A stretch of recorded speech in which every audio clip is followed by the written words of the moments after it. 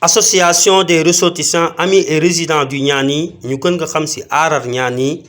ñoo amoon ab assemblée générale fii ci conseil départemental de Koumpentoum ci salle de délibération du samedi 22 et dimanche 23 mai 2021 présidé par l'adjoint au préfet monsieur Henriette Diagne ci kanamu monsieur le maire de la ville de Koumpentoum honorable député Sidi Traoré, le secrétaire général du conseil départemental monsieur Tidiane Tine moom mi nga xam ni moo fa teewaloon son président Omar Sy. ñu déglu le professeur Boubacar Camara moom mi nga xam ni moom mooy président association Aarar Niani mu wax ñu yenn ponk yi nga xam ni moo tax a jóg association bi ñu déglu ko ci micro Ousseynou Lo. man maay président maay professeur Boubacar Camara di président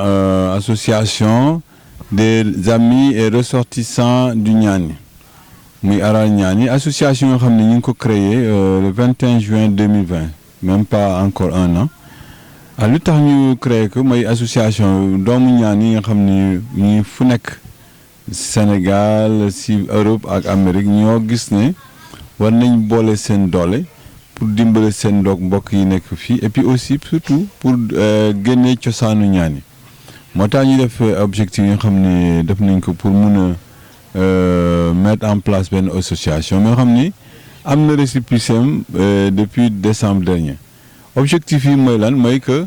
nit ñi bëgg nañ ñu booloo def association bi muy def développement économique développement socio-économique population yi ak seen gox yi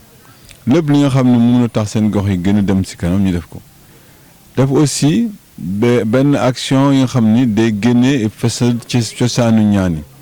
yi ci cosaan bi donc dañu ci xool yi nga xam ne suñu maam yi daawoon ko def ñuy def ko am na ci pàcc bi nga xam ne bëgg am importance maanaam ñaani dafa am histoire te histoire boobu ku ko indi muy Mansa Kimintan bëgg nañ donc fësal histoire ñu Mansa Kimintan ak ñaani génnee ko ci taarixu Sénégal comme ça ñi ñeneen ñi di génnee seen taarixu maam wala ñi nga xam ne héros Sénégal yi ñu mun ci boole ci Kimintan Kamara. dernier point bi mooy yi nga xam ne dañ koy développer ci partenariat maanaam def li nga xam ne ñëw yeneen kuréel ñi nga xam ne dañ koy def di liggéey pour que suñu gox yi gën a dem kanam donc lii daal mooy objectif association des ressortissants surtout boole nit ñi di dimbalante di dimbale sa suñu gox yi et dimbale aussi def liggéey pour que suñu association bi surtout dem kanam et que population yi mën a gis seen bopp. def nañ atelier bi depuis 2 jours li ci gën a am solo vraiment li nga xam ni positif na maanaam que. def nañ association invité autorité administrative préfet yi maire yi ak yi nga xam ni autorité ministérielle yi nga xam ni ñu ngi ci ñaani am nañ ci résultat bu baax parce que d'habitude préfet moom du ñëw ci association privée administration lay liggéey mais biñ ko waxee gis nañ njëriñu association parce que jot nañ def tournée ñëw bureau ne ko ñun dañu bëgg liggéey pour jàppale leen yëkkati suñ gox mu ne li ngeen di def noonu dafay compléter li gouvernement bi def moo tax ñu sawar gunge leen moo tax mu ne tey mu ñëw dëmb mu ñëw présider cérémonie bi am nañ ci aussi les maires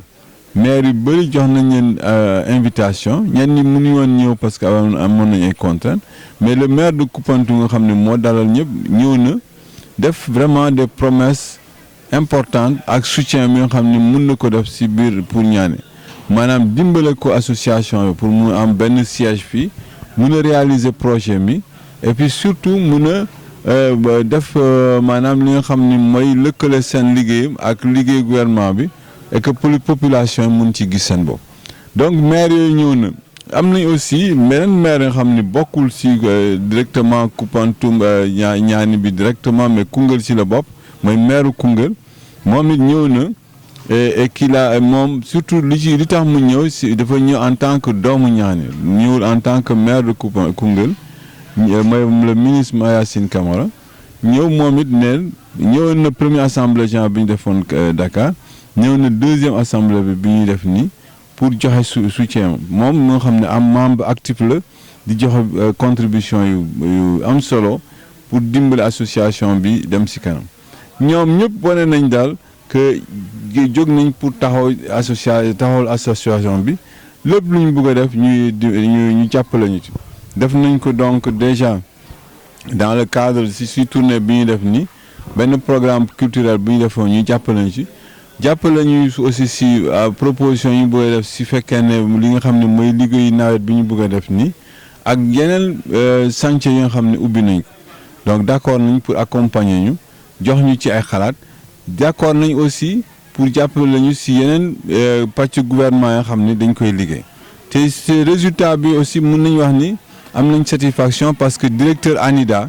bi ñu ko rencontré ANIDA mooy kuréel bi nga xam ni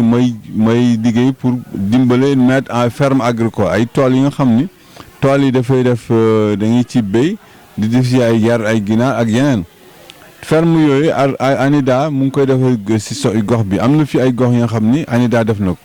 bi ñu demee gis ko ne bëgg nañ démarrer activité campagne yi mu ne ñu daf ñuy jàppale mu yónni fi technicien ñu waxtaan ak moom Mame Mor Gaye nga xam ne mooy technicien ANIDA si région bi moom it mu ñëw waxtaan ak moom échanger pour xool nan la ñu mën a am ferme agricole donc dire que vraiment si 2 jours yi résultats yi baax na li ci des mooy ñu def benn adopté nañ suñu statut ak règlement intérieur yëpp léegi dañuy li ci des mooy def benn plan d'action bi nga xam ne moom lañ bëgg def pour fii ak at li ñu mën a def si kanam pour si plan d'action li ci mën a fës mooy bëgg nañ def campagne agricole bi nga xam ni dëkk bu nekk day béy ay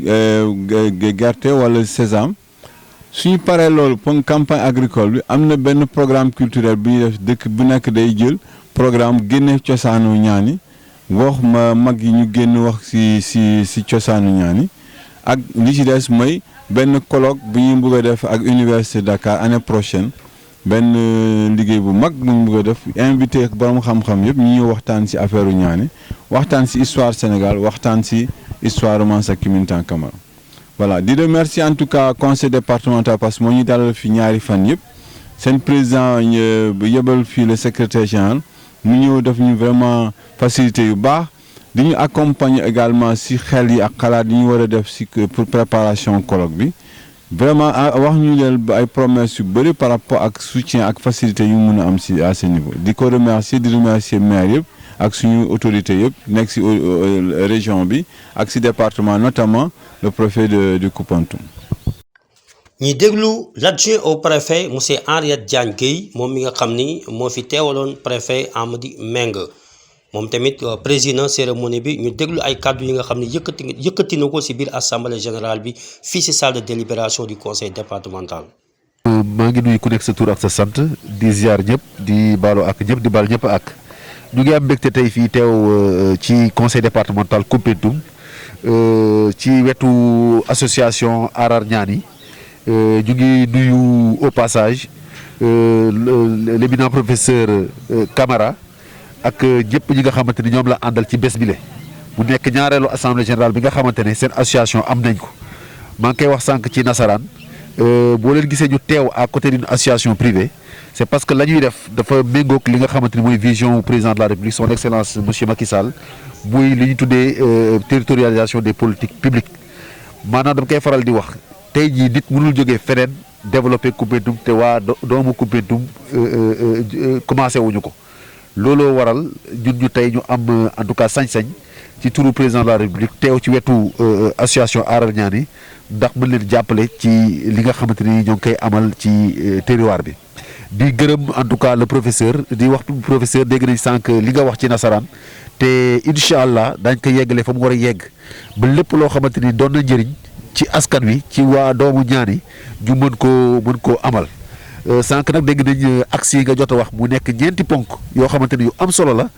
benn bi dem ci wàllum développement benn bi dem ci wàllum aada benn bi ci wàllum wutum partenaire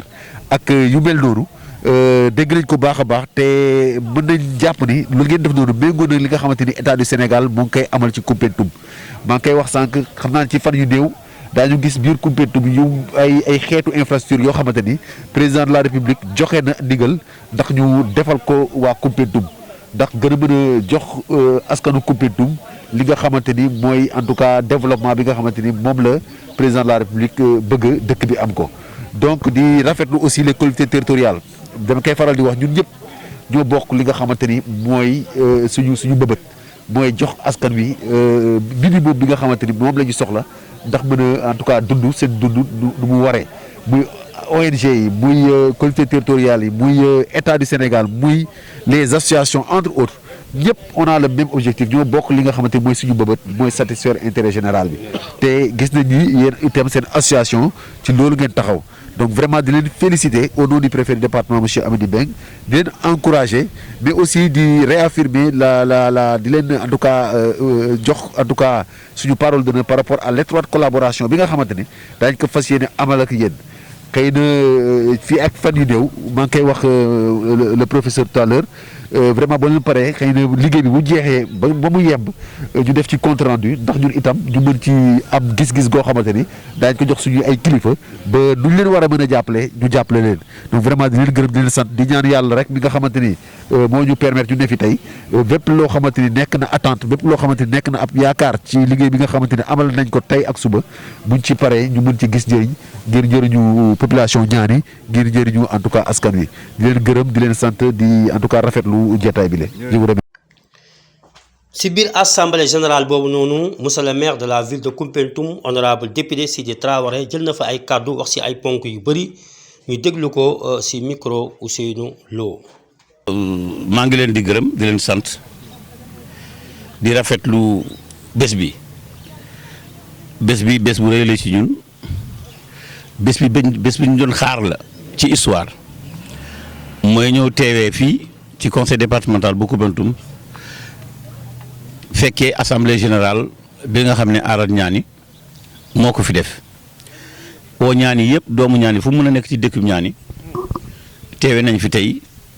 pour mun fi def assemblée générale man nag maa ngi fi teeweel dëkk bi muy mairie Koumpentoum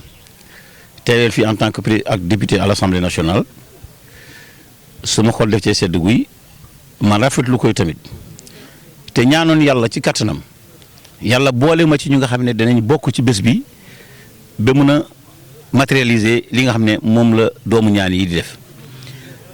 nee naa leen Niani dafa di histoire bu rëy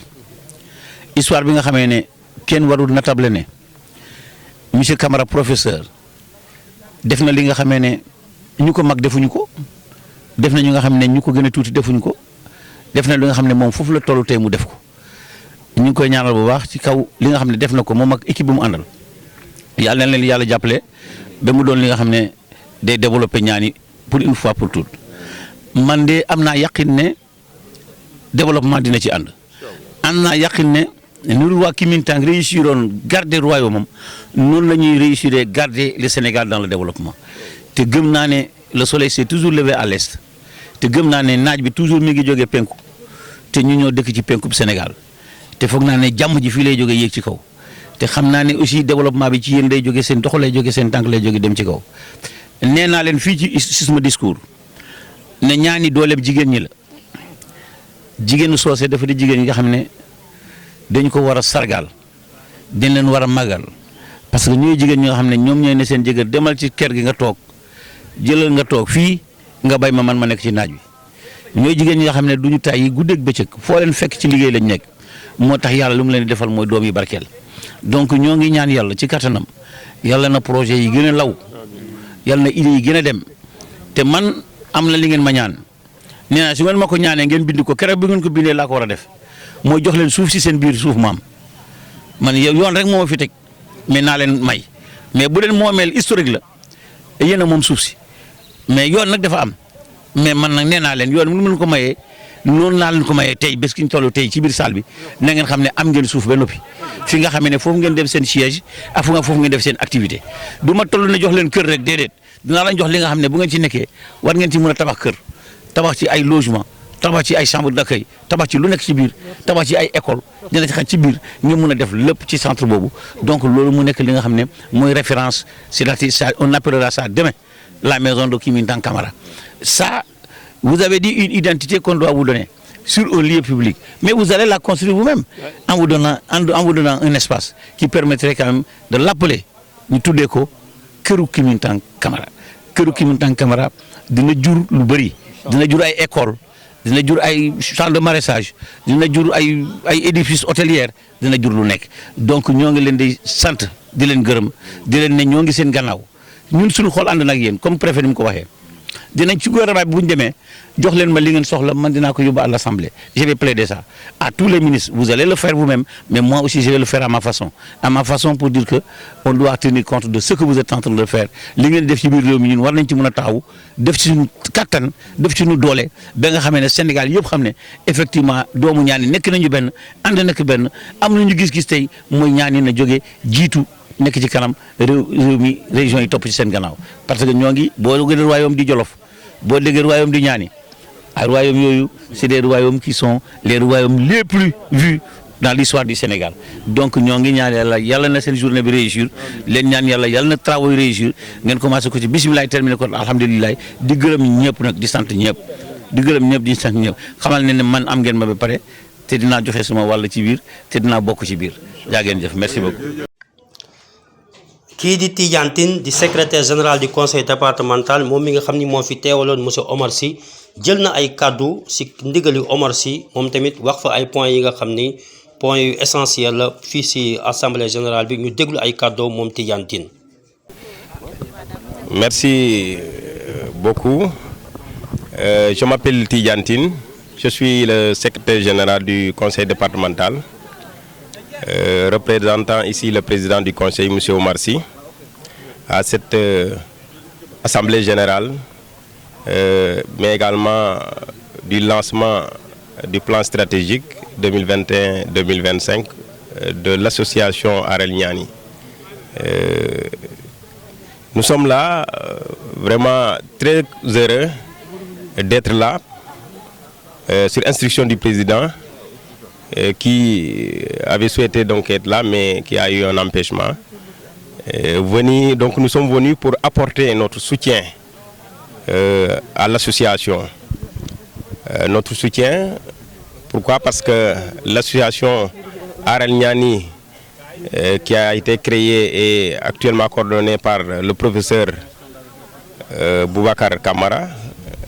qui est un partenaire déjà du conseil départemental dans l'organisation du festival Pencum Niani, a eu à jouer un rôle très important dans la réussite de cette activité. Si aujourd'hui on se retrouve dans d'autres occasions très importantes qui constituent l'organisation, la création et le lancement donc, des activités de l'association Arel Niani, qui regroupe aujourd'hui les ressortissants, mais les amis et résidents du Niani, nous estimons que c'est quand même très très important que nous soyons là aujourd'hui pour magnifier mais encourager aussi cette association à côté de l'honorable député maire, M. Sidi Traoré, qui également a dit tout à l'heure son soutien indéfectible donc, à l'endroit de cette association. Nous voudrions à cette occasion, et on l'a dit dans la salle devant le préfet, que le conseil départemental soutient et soutiendra l'association pour la réussite donc, de sa mission. Et il vient de décliner la feuille de route, c'est-à-dire les points stratégiques sur lesquels il souhaite travailler. Et à ce titre, nous avons vu que nous sommes en phase et que le préfet même l'a rappelé, l'ensemble des points que vous avez énumérés comme étant vos objectifs, donc rapporte même à la mission des collectivités territoriales. Le développement socio-économique, le développement donc, ou la valorisation de la culture, le développement du partenariat, tout cela donc renvoie à la mission donc, des collectivités territoriales. Et à ce titre, nous vous disons que vous aurez un partenaire également donc, à l'endroit des collectivités territoriales. Le maire l'a confirmé, le conseil départemental ne ménagera aucun effort, et ça c'est le président qui l'a dit, ne ménagera aucun effort pour accompagner cette belle initiative. Et vous l'avez rappelé, monsieur le professeur, qu'il y a de cela maintenant 5 ans, le conseil départemental a initié un grand festival dont l'objectif principal était de promouvoir donc, la culture. Et aujourd'hui, si vous revenez encore pour également porter ce combat, nous vous encourageons et que nous vous disons que nous serions avec vous. Et je pense que c'est le minimum. Parce que ce que vous avez défini comme objectif, nous, on s'y retrouve carrément. Et pour cela, nous sommes très contents. Et Inch'Allah, on va continuer à vous accompagner. Vous avez également sollicité à l'endroit du conseil, en tout cas, un monument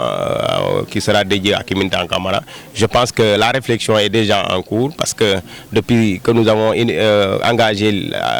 en tout cas, à faire découvrir l'histoire du Niani, à travers ce travail, nous avons découvert Kimintan Kamara et nous avons compris qu'on n'a pas un roi aussi grand que Kimintan Kamara, donc dans le Sénégal. Et je pense que